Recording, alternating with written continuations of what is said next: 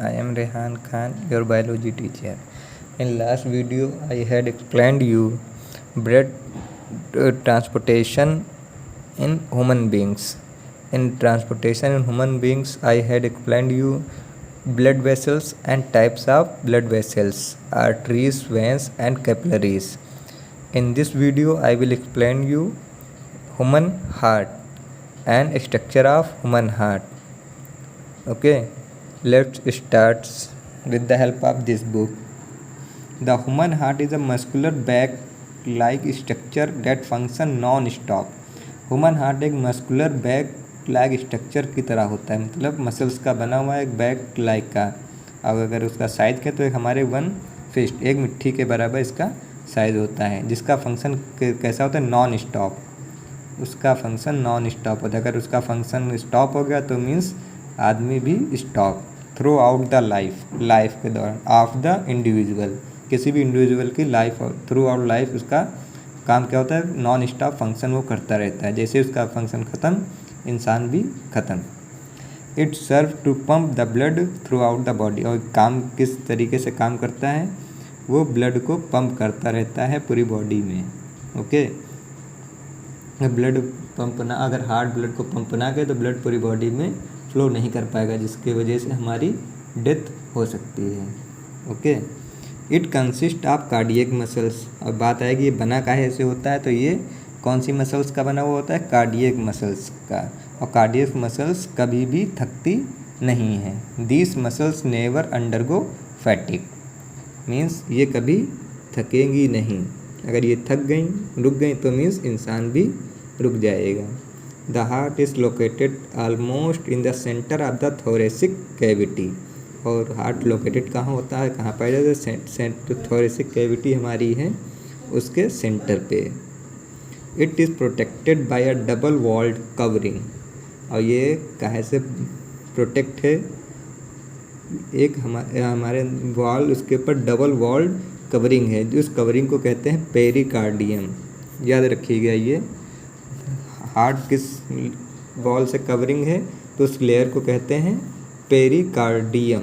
Okay, now let's see structure of human heart. The heart is composed of 4 chambers.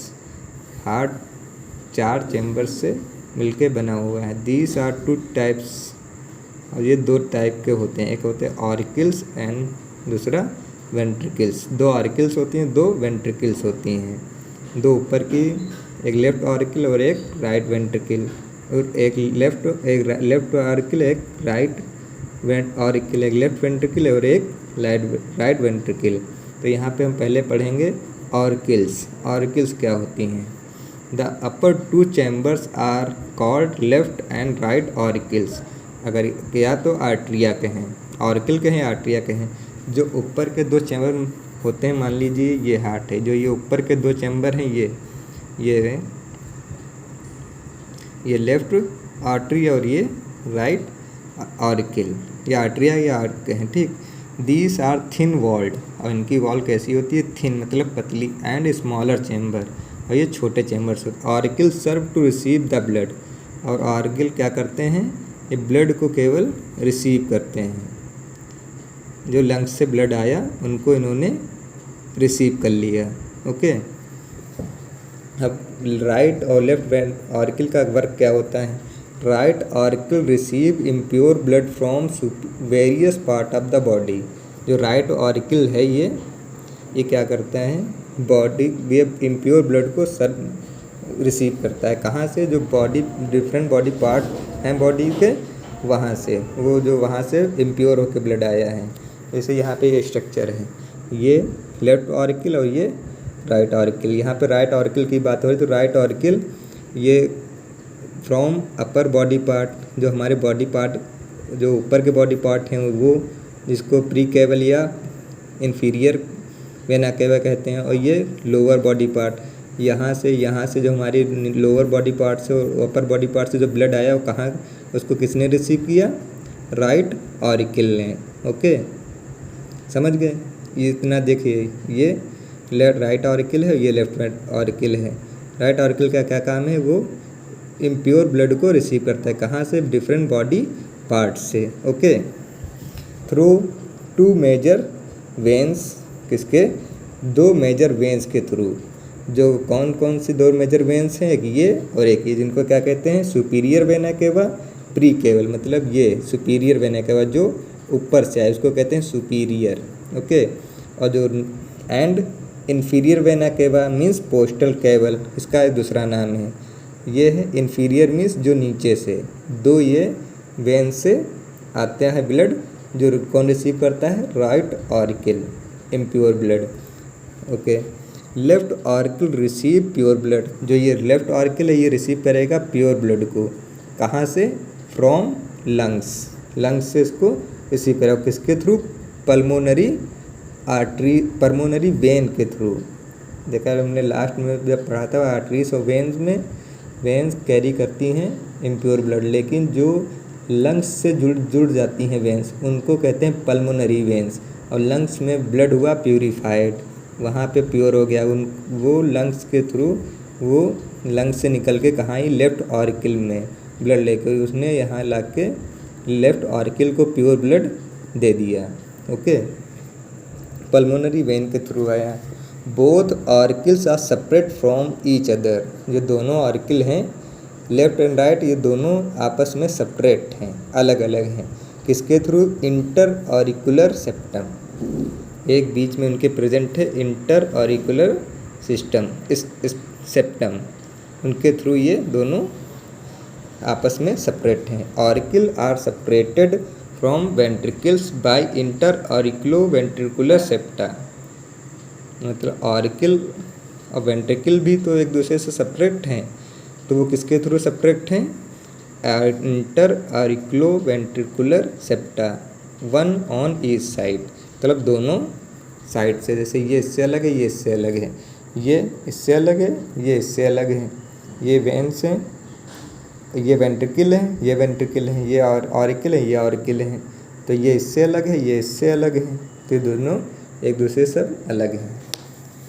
Both, अब आगे देखेंगे, both auricle pump impure blood to the ventricle of their side, लेकिन दोनों auricle का क्या काम है, दोनों ऑरिकल पंप करते हैं ब्लड को वेंट्रिकल की साइड में, मतलब जो ये प्योर ब्लड आया राइट ऑरिकल में, उसने क्या किया, यहाँ पे उसको पंप कर दिया नीचे को, मीन्स राइट वेंट्रिकल में उसको पंप कर दिया। राइट वेंट्रिकल से निकली हैं पल्मोनरी आर्टरीज, वो पल्मोनरी आर्टरीज लेके गई ब्लड को कहाँ, लंग्स में।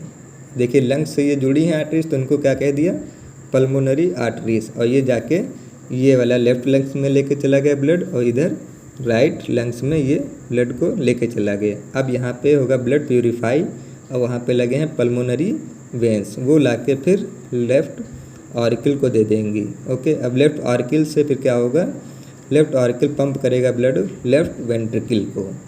अब वेंट्रिकल्स देखेंगे, वेंट्रिकल्स का क्या काम है। देयर आर टू वेंट्रिकल्स, दो वेंट्रिकल्स होती हैं, एक राइट वेंट्रिकल्स और एक लेफ्ट वेंट्रिकल्स, ठीक है, और दोनों सेपरेट होती हैं, उनको उसको कहते हैं interventricular septum.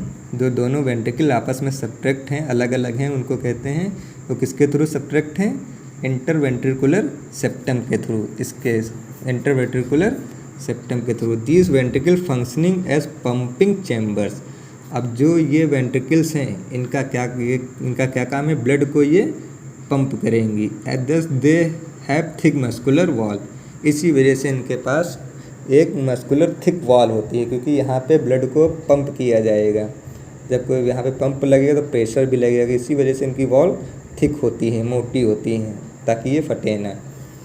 From right ventricle, right ventricle से क्या होगा, arises are large vessel, right ventricle से एक लंबी सी एक वेसल निकली है, जिसको क्या कहते हैं, पल्मोनरी आर्टरी, जो क्या करती है, it receive impure blood from right ventricle and take it to the lungs for purification, जो क्या करती है, वो रिसीव करती है ब्लड कहाँ से, राइट वेंट्रिकल से, from right ventricle and take,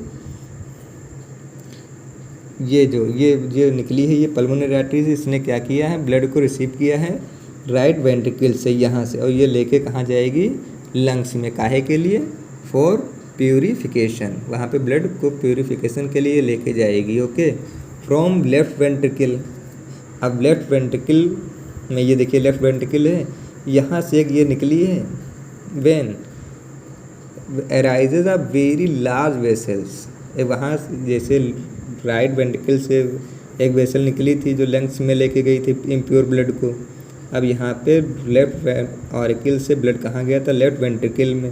अब लेफ्ट वेंट्रिकल में ब्लड पंप हुआ तो वहाँ से कौन ब्लड लेके जाएगा, तो वहाँ पे एक लार्ज वेसल्स निकली है, उसको कहते हैं एओर्टा।